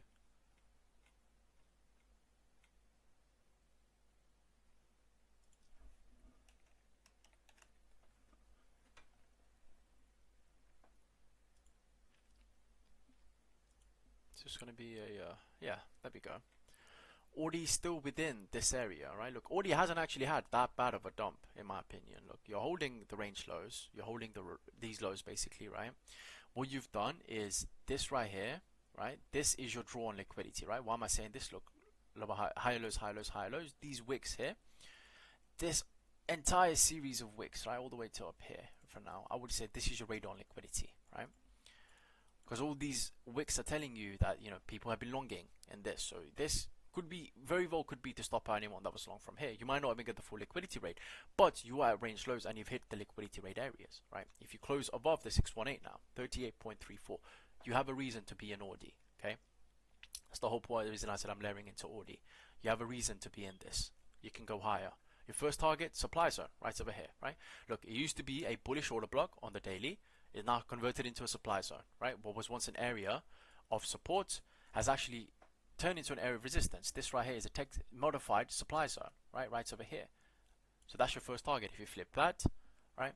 If you flip that, you're going back up towards these areas up here. Look, $66, $64. And then after that, I do think already sees new highs in the bull market, right? So after that, you know, just take the peaks out, you run higher. I caught one of the best longs I did was Audi. Like this was the craziest one I caught, down towards $3, right? Cashed out pretty much at the top. Got crazy returns on this one, right? This played a big part in me actually buying land in Nepal back in May. So, you know, I'm happy to read this back up. I've got a good relationship with this coin. So yeah, Audi looks good. And that's the thing, guys. That's what I'm saying. When I say alts look good, I'm not joking. Like look at the areas you're in, right? And you got to realize it's good. It's really, really good. The original Audi play I gave, right, when we actually filled this, you know, fair value gap / liquidity rate, that was up 98%, and it's still in the green, right? That low has not been taken out. We entered this at the low in that stream I gave just before I went to Morocco. We entered this at the low, right? You had a 2x, and it's literally still in the green, right? So just layering in, right? Just layering in. That's all it is. If you get stop tie break even, you get stop tie break even. You either just re-enter, right, which you've not been stop tie yet, or if you get the deeper fill, right, there is a very, very valid demand liquidity pocket down here on the daily. You can see that, right? Even 3-day you'll be able to see it. Very valid liquidity pocket. It's a logical reason to get into, right? This is an amazing area to layer in. You're getting deep value. Look, 764, 786, deep value. Those are areas from where you would expect the expansions back up, right? Omni, okay, this is finally losing the level. This one I'm watching. All right, this is another one I will layer into, guys. Again, BTC beta plays. I do want some BTC beta plays, especially the newer ones, right? Like Omni, like Mubi. That's the reason I layered into Mubi as well.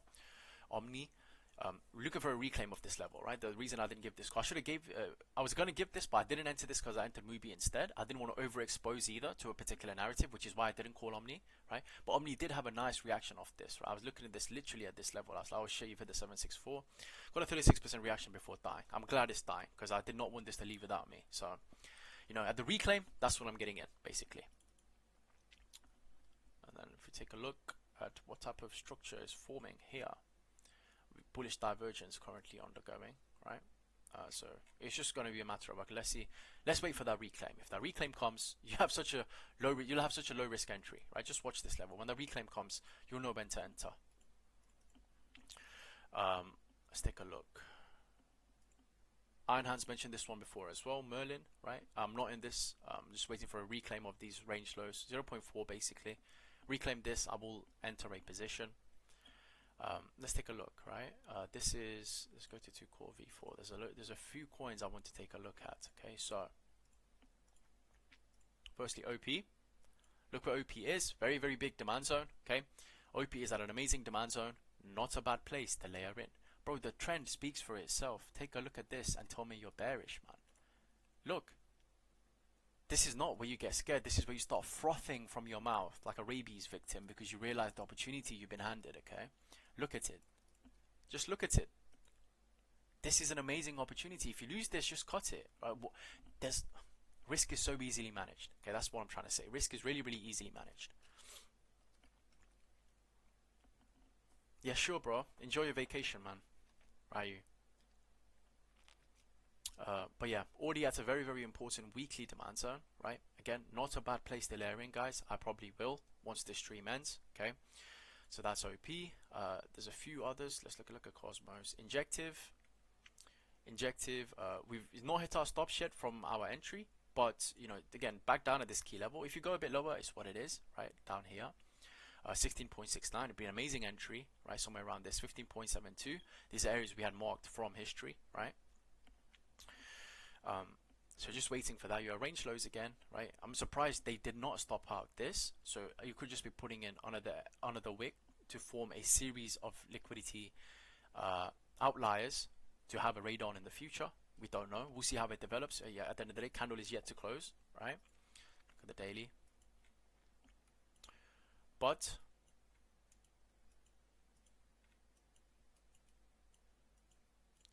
Say. Let's take a look at Say. Look, Say has completely filled this area, right? This demand zone. Say has completely filled it. So I will be layering in here, right? If we lose this level, we are at another even bigger demand zone right over here, right? And this is why you just layer into spot, right? This is the reason I've not given many leverage calls recently, right? If you've been taking my calls on leverage, then your risk management is up to you, right? Because at the area I'm in, right, my max risk ramp up was 2023, right? Especially August, September, October of 2023. Like, you go back scrolling my channel, you see all the calls I spammed you guys with, right? Now it's just a matter of protecting your capital and not giving anything back to the market, right? If these levels hold, you're buying Say at a very, very impressive area, right? A new coin that definitely has not hit its high years here, in my opinion. This is going to go higher. So it's what it is. You just layer in, right? Just layer in slowly, slowly, slowly. If you have $1,000 port and you want to buy some Say, bro, just $30 buy here, $30 buy here, $30 buy here, $30 buy here. Just keep buying. You have your big additional chunk, right? You do that big final buy when you get that big solid confirmation. Okay, this is it. We're ready to go. That's when you do that. Until then, just keep buying slowly. Just keep buying slowly. Just keep buying slowly. Just keep buying slowly. Right? Just keep buying slowly. Buy some more and buy some more very, very slowly. It might seem like, oh, I've hardly got any position size in this, but over time you realize you've survived the chop. Your average has been going down, down, down, down, down, and you've not been stressed. Okay. You've got to know what kind of tactics you're going to go with at what stage of the market, right? The strategy I employed at the bottom, right? The strategy I employed in 2023 is not necessarily the best strategy here, because back then BTC was pretty much at the lows. Now BTC is at the highs. I'm not going to employ the same strategy. Are you crazy? Do you know what I mean? You got to manage it. You got to switch it up. Style on it a little bit. So this is Say. Another one I'm looking at, Carver. This actually completely lost the range, so not interested. You're actually losing the value area high for now. But external liquidity not been rated. 786. Let's see what it does here. Okay, few other ones. Arbitrum. Actually, we looked at the Arb already. Let's take a look at some of these. Okay, eGold first and foremost. Let's see if we hit the 886. You hit the, oh yeah, you've definitely hit the 886. Hang on. So glad I didn't call this when I didn't. Damn, there we go. This is a macro bat. Okay, I was waiting for this on eGold. Waiting like a motherfucker. Look, 2-week demand zone, okay, textbook demand zone. You've hit a macro bat. This is where you start layering into coins like this, right? This is where you start layering into coins like eGold. Your risk is very, very well defined, right? Here, external, your stops are here, right? I'll actually put it below this stop to the left. So let's do that. Move it lower and move it, move those kind of bodies, right? I don't want to get stopped out for no reason. If you wanted hard stops, this is how I'd do it. But look at the area you're in, okay? Completed M shape. This is a bat. You have a completed M shape at this key area, right? You have a key demand zone right over here on the higher time frame. If you hold this, look, I'm not joking when I say, you know, in PQ4, I don't see why not, right? This is the hopium target, right? This would be, oh my god, if it hits this, I'm retiring target. Even just for the harmonic, okay? Even just for the harmonic, you're gonna see 77 eGold. Look, that's the top of the harmonic. Your 4-month fair value gap mid is right over here. 3-month fair value gap mid right over here. Monthly fair value gap mid right over here. 2-week fair value gap mid right over here. Weekly fair value gap mid right over here. Right? There's a lot of upside liquidity targets now. Okay, you've taken out. Just think about it like this. Okay, think about it like magnets. Okay, how many magnetic points do you have at the lows? Fuck all, right? Maybe you've got this one you could count as a demand zone right over here, right? You've got this, but are you going to get $10 eGold? Are you going to really bet on getting $10 eGold when you have eGold at $28, when this thing was at all-time highs at $543, right? No, you're going to layer in here. If this is lost, then sure, you can try and get in lower, right? But no, this is where you layer in, right? You just layer in, you go lower, layer in, go in lower, layer in. If you lose the level completely and you see the failure to reclaim, layer out, right? And just layer in again when you get to lower levels. You've got that, what's what I'm thinking of? You've got the luxury of doing that with spot, right? Because you're not losing any money on spot. You're not using your liquidity as collateral on spot, right? You've got the luxury of doing that. You've got to manage your risk so well. You can be really, really creative with your risk management strategy, especially in spot. But eGold, this looks good. Okay, this looks good. Even just to external range highs, this looks good. So layer in. I'm going to be layering into this, right? I'm just going to say on stream, I'll make an update on this layer as well. I'm going to be layering into this. Again, layering in slowly, but I'm going to be layering in. Okay, LDO. Look, need I speak? It's not changed from when I called it, right? LDO 886. The strength for LDO has been absolutely crazy. Let me just tell you right now, the strength that LDO has been showing has been absolutely ridiculous. Okay, 886, right? You've not actually hit the bat yet. What am I doing? You've not hit the bat yet. I wish you would. You know, I wish this had gone down and filled this demand zone, but it's not, right? It's just not. It's not giving me that, and it's what it is. Instead you fill this demand zone right over here, right? It's what it is, right? This is bullish. What this is so far, what this is saying is, look, this coin is so damn bullish that sellers are even struggling to give you the 886 retracement, right? It's not happening. Buyers are buying this up before you get there, right? It's, you know, it's like the Hodor scene from Game of Thrones, right? The buyers are Hodor right now. It's not giving you that, even in such a nasty dump. Look at the buyback, right? Look at the buyback that's happening already. You just layer in and let the macro do its thing, right? Look, yeah, range lows at the end of the day. You're not going to be surprised to see this shit at $4 one day, right? You're not going to be surprised. So you just layer in.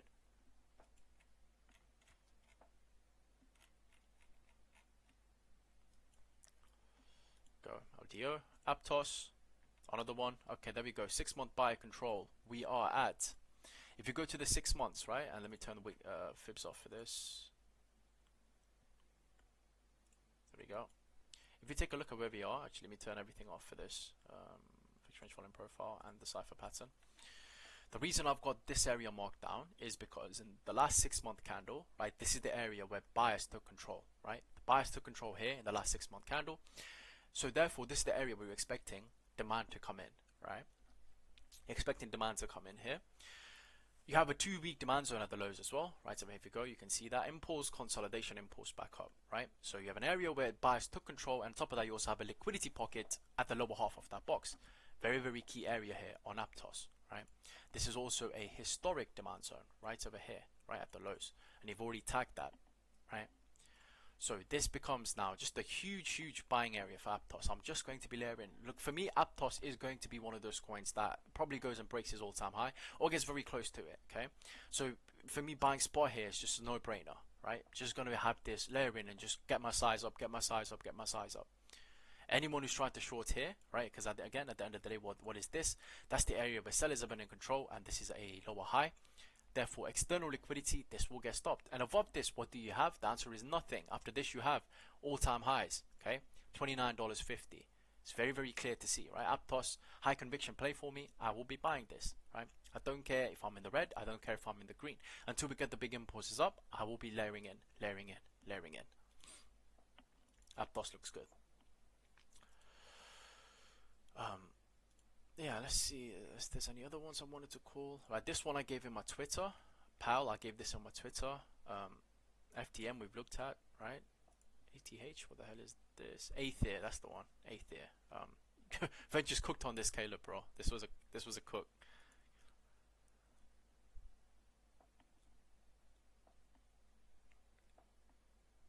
Yeah, bro. Ego looks really, really good. QNT, layering into this. Look, need I say more? Look where you are, right? I will let the chart do the speaking. Tensor, right? 764786. If you want a logical buy for Tensor, you wait until range lows is recaptured, right? Buying here is just trying to catch a falling knife at the end of the day. If you want to buy based around fibs, you know, layer in at the 7686. If you lose this, 87886 is where you're going to next, so on and so forth, right? Otherwise, you're waiting for a recapture of the low. Recapture of 7657. Once that happens, just layer in again. WLD at that weekly demand zone. But these are too clean. What can I say? Weekly demand zone on WLD. This probably doesn't get lower than this zone, in my opinion. Okay, look, even if I extend this to the left, it's a very key SR level. You can see that, right? This probably doesn't get lower than this. So, weekly demand zone. If you want to layer into this, you do so over here, right? Look, on all of these coins I'm giving you right now, risks are so tight. Okay, so tight.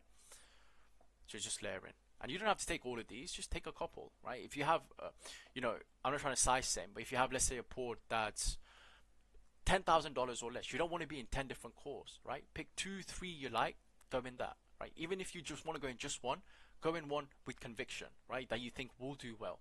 You don't have to spread yourself thin. If you have like a 10k port or something, again, no, I'm not trying to offend anyone. I'm trying to size same, right? If you have a port of, you know, a smaller port on the smaller side, something like that. Just layer in to two or three max calls. You don't need 5 calls, bro, right, for spot. $3,333 here, $3,333 here, $3,333 here. There you go. That $1 for lock. Just keep it. Just layer in. If you spread yourself too thin, you're gonna. It's just not worth it. It's not worth it. Okay. But yeah, there's so many coins, bro. EWT, right? This one, absolutely. Look where we are. Like, we've been blessed to get these levels again, right? This is a BlackRock coin, EWT, right? So this one I'm expecting to do numbers in the future. Let me get a. But actually, no. Let's do it like this. The zones are so much better than lines. I was.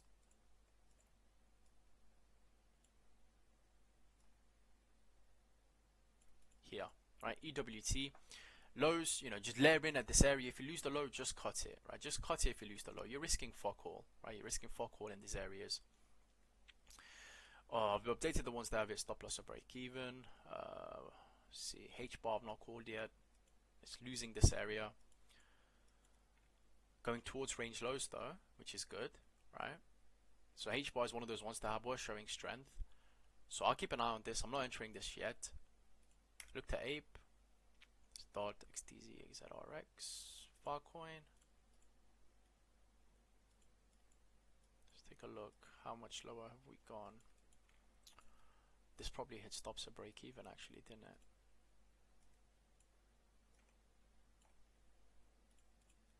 Take a look. This is still under progress. Render.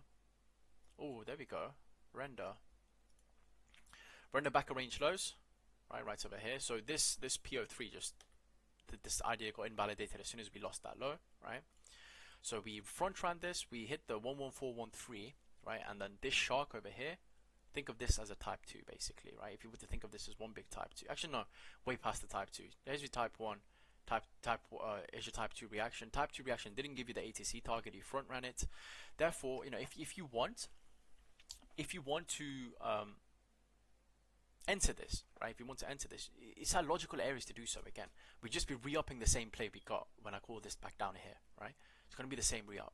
So, yeah, there's so many coins. That's the point I'm trying to make here, guys. There's so many coins at absolutely key levels, right? FXS, dying. Love to see it. This is what I was waiting for FXS. Look, big accumulation range, right? Manipulate the fuck out of it. And then once you get the reclaim, you're going to have your distribution phase to worry about, right?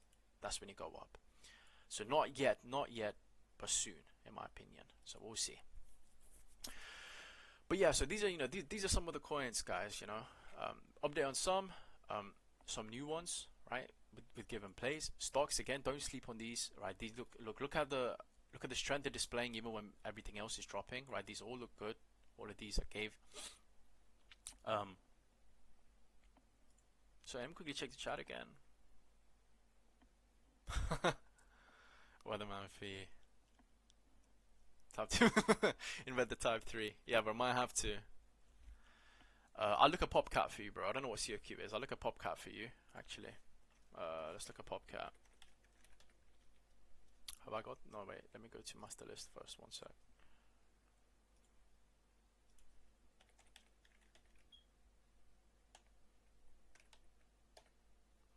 So I've not got this, have I? Okay, which is the one? Let's go with CoinEx, Maxi, Gate. Yeah, well, those, and then Bybit. Sure, why not? What is the most data? 1, 2. So not Maxi. CoinEx has more data than Maxi. Okay, not Gate. So yeah, CoinEx then, right? Unless you guys know of a place where there's more data than this. Is there an index chart? There is no index chart. Oh wait, Pith. Let's take a look. Nah. Okay, we'll just go with CoinEx for now.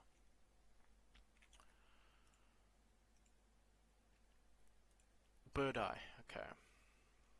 Take a look at that. Okay, based off what we have here. One sec.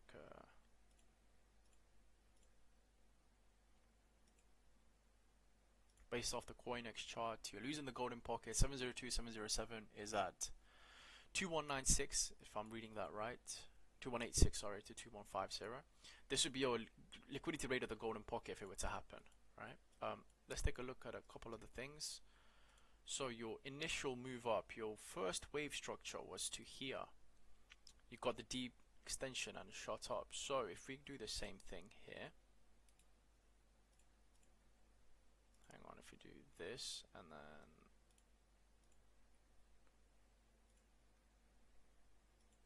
color this yellow.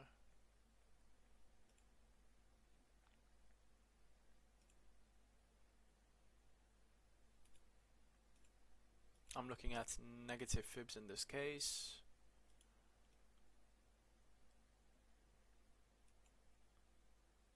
Where did you top out? You topped out the liquidity rate basically of the golden pocket, right? At lower highs, you can see that clear as day as well. So make these yellow.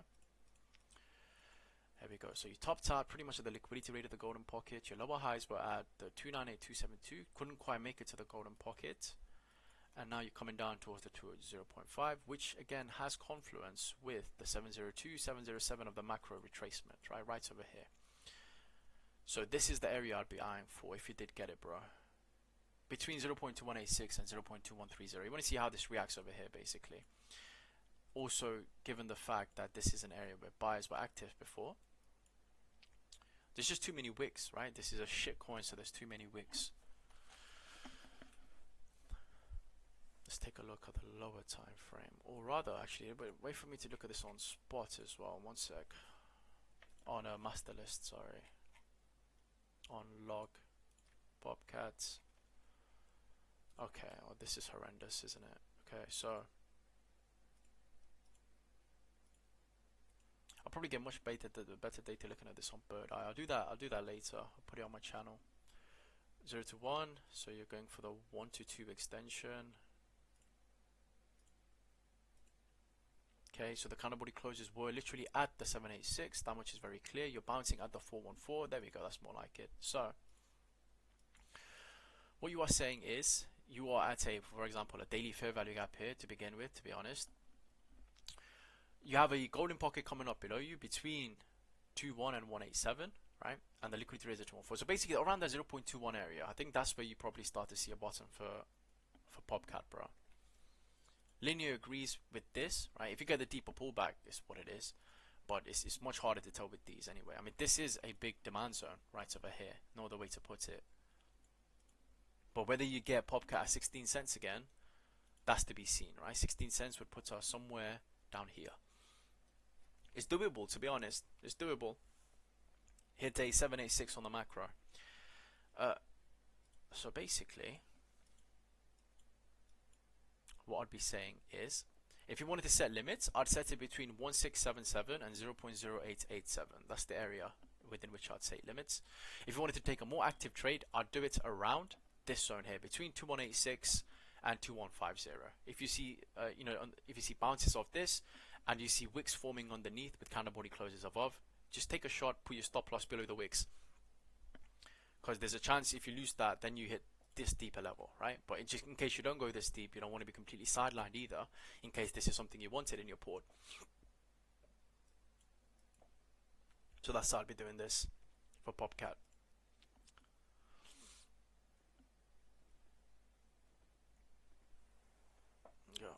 Yeah, but that's that, bro. One cat, actually, that's something that I gave on my Twitter, isn't it? Let's take a look at what one cat is doing. I've not checked my one cat bag in so long.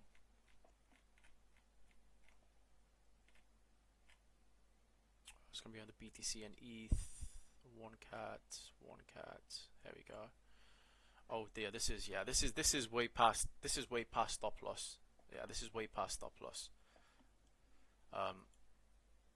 I don't even know if I put stop loss on this, to be honest. But my bag for this wasn't that big. If I didn't put stop loss on this, I'm gonna hold. If I did put stop loss on this, it has hit. So I'll update this once I see it.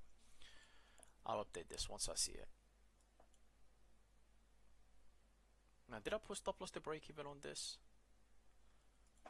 1 second. I'll update it once I check, guys. I might put stop loss to break even on this. I can't imagine I didn't, because normally as soon as I see at least like, you know, a 5-6% move, I always put stop loss to break even. This entered 26% from my entry, so this might have hit stop loss to break even, which I'm praying it did. Because normally I always put stop loss to break even. Just don't remember. So I'll update this once I check in my channel. But yeah, that's 1K, bro. You've 1K, you've lost all reasoning for now, right? You've hit the 87886. If you wanted to enter, you want to see strength coming in here, basically, right? Around the 786, 87 zone. And then if you see strength, you have a reason to enter again, because obviously you've hit the deep retracements. If not, wait for the reclaim at this level again, back up here, and then just re-enter. Same play, just re-enter. Let's see. Ponky. How is it holding up? It's holding up quite well, isn't it? Here. If you get a check back to this area, it'd be really, really nice. Oh wait, no, what am I doing? Go back here. Type in Ponky USD AMXC. Where's it gone? Where's it gone? There we go, Solana. Yeah, Ponky hit the negative 618, right? That was your top. Liquidity rated, followed by confirmation. Currently you're bouncing off of the 414382 golden pocket. If this holds, there's no reason to think lower. You could genuinely just carry on going back up here again.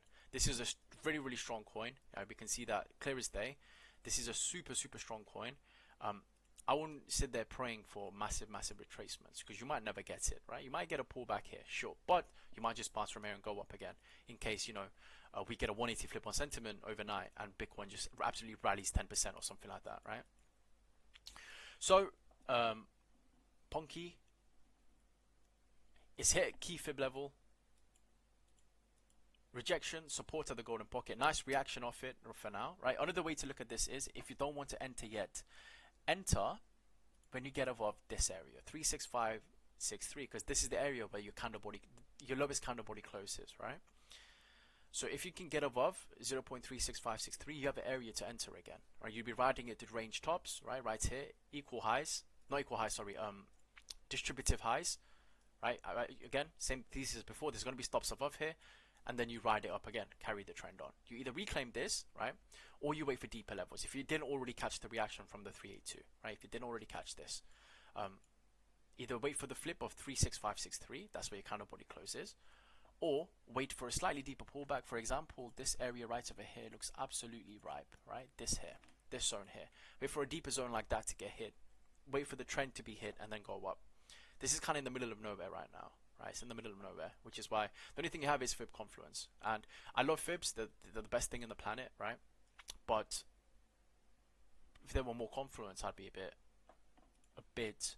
To be honest, you do have a daily fair value gap here, which you did fill. Okay, so it's not like it went to absolutely nowhere, but on the higher time frame, you know, that slightly deeper pullback would be nice. Breakout, you guess, some sort of retest here, and then up. But if you wanted a tight play, again, I'll repeat, if you wanted a tight play, base around this, right? So if you lose this low, basically, right, just cut it.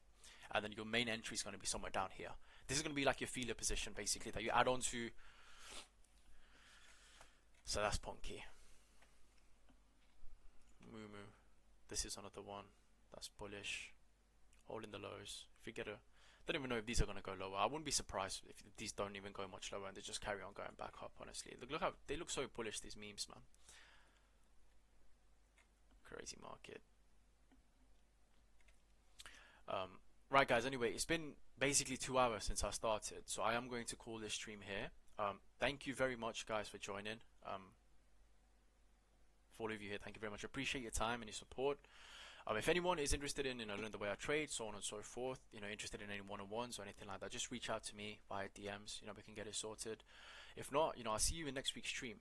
And just trade safe, guys, right? That's it. Just trade safe. Look, don't completely cut your position thinking, yeah, this is it, tops in. Look, I have exposure. We went over a lot of coins today, but you can manage your risk so easily, right? So easily. Have exposure. Just manage your risk, layer in slowly. Don't be scared to layer in as things go up. As long as you don't get those big fuck off impulse candles, your average is still going to be good, okay? What you don't want to do is layer in after you're up 300, 400%. That's what most people do, okay? So just keep that in mind. But yeah, no worries, guys. Thank you very much for your time again. And then I'll upload the recording to YouTube, and then from there, you know, we'll carry this on next week again. So thank you very much for your time again. And again, reach out in DMs if you want any mentorships, any one-on-ones. Apart from that, see you guys soon. All right, bye bye.